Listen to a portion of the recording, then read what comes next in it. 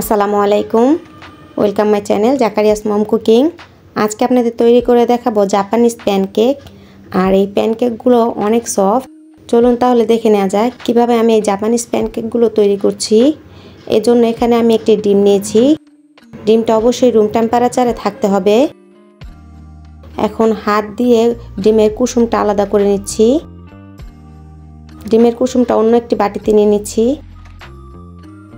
এখন দিয়ে দিচ্ছি 2 টেবিল চামচ ময়দা,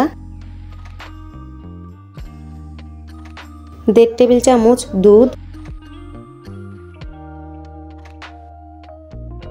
1 টেবিল চামচ রান্না করা সয়াবিন তেল,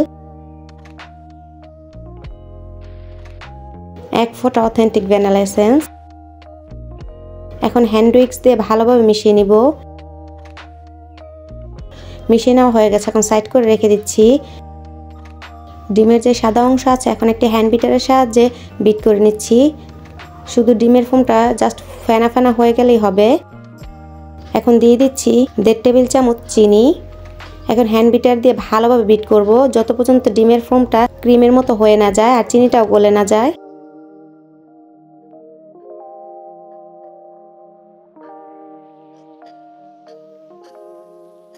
ডিমের ফোমটা কিন্তু তৈরি হয়ে গেছে, দেখতে পাচ্ছেন ডিমের ফোমটা কতটা ক্রিমি হয়েছে। এখন সরিয়ে নিচ্ছি। এখন যেই আগে থাকতে ব্যাটারটা তৈরি করে রেখেছিলাম তার থেকে অল্প অল্প করে ডিমের ফোমটা দিয়ে মিশিয়ে নিচ্ছি। অবশ্যই আলতো হাতে মিশিয়ে নেবেন, না হলে ডিমের ফোমটা কিন্তু নষ্ট হয়ে যাবে। প্রথমে মিশিয়ে নেওয়া হয়ে গেলে আরেকটু দিয়ে মিশিয়ে নিচ্ছি। হাতে সময় নিয়ে ধৈর্য সহকারে মিশাবেন। এই ডিমের ফোমটা যদি নষ্ট হয়ে যায় তাহলে জাপানিজ প্যানকেকগুলো কিন্তু সুন্দর হবে না। এখন সর্বশেষটুকু মিশিয়ে নিচ্ছি।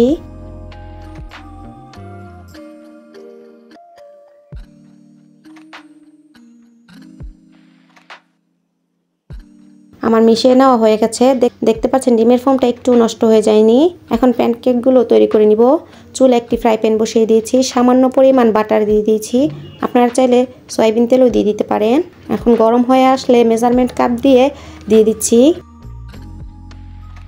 ঢাকনা দিয়ে ঢেকে অপেক্ষা করব 3 থেকে 4 মিনিটের মতো। এক পাশ হয়ে গেলে এখন উল্টে দিচ্ছি। অপর পাশও প্রায় 2 মিনিটের মতো ভেজে নিয়েছি। আমি একটা ডিম দিয়ে 3টা প্যানকেক তৈরি করেছি। দেখতে পাচ্ছেন প্যানকেকগুলো কতটা সুন্দর হয়েছে আর অনেক সফট হয়েছে। জাস্ট মুখে দিলেই মিশে যাবে। বাসা অবশ্যই একবার ট্রাই করে দেখবেন, আশা করছি আপনাদের কাছে অনেক ভালো লাগবে। ভালো লাগলে ভিডিওতে একটি লাইক দিবেন এবং প্লিজ আমার চ্যানেলটি সাবস্ক্রাইব করবেন। আর যারা সাবস্ক্রাইব করেছেন তাদেরকে অসংখ্য ধন্যবাদ। সবাই অনেক ভালো থাকবেন, সবার জন্য দোয়া করবেন। আল্লাহ হাফেজ।